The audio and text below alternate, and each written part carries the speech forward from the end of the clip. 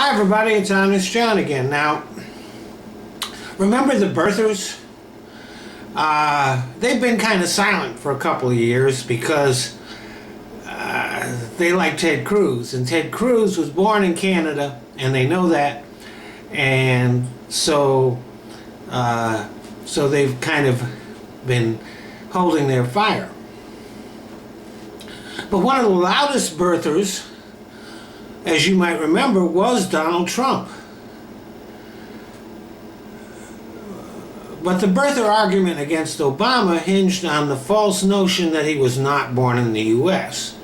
They insisted that he was born in Africa and there was some kind of huge conspiracy to make it look like he was born in the United States. Now, Trump, in the early part of the campaign, didn't challenge Ted Cruz on his citizenship. But now Cruz is a threat. He's nipping right at Donald Trump's heels and is threatening his bid for the presidency. So even though Trump hates to talk about it, at least that's what he says, even though he hates to talk about it, he's been talking about it every day now for the past couple of weeks. And Cruz has been firing back, saying he's not going to take legal advice from Donald Trump. But the question remains, is Cruz a natural-born American citizen? Well, that all depends on your interpretation of the Constitution.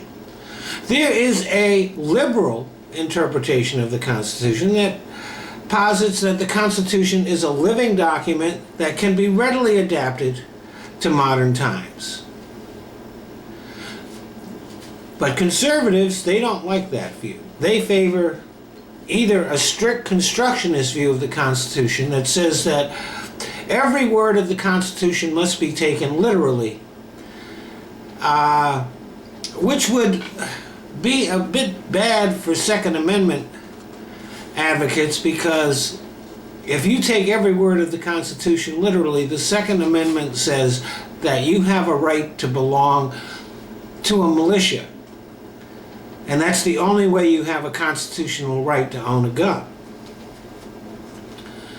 And there is also another view favored by conservatives, which is called the original intent, which somehow or other the Supreme Court, in making decisions about the Constitution, must determine the original intent of the framers of the Constitution.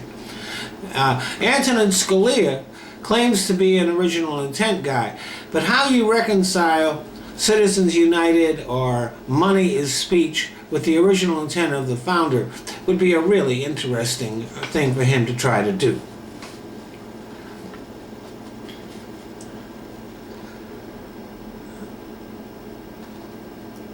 But back to Cruz.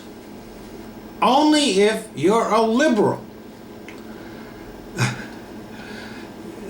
would Cruz be eligible to be President of the United States.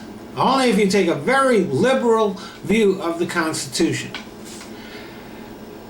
If you're a strict constructionist or a original intent person, Cruz isn't eligible. Here's why.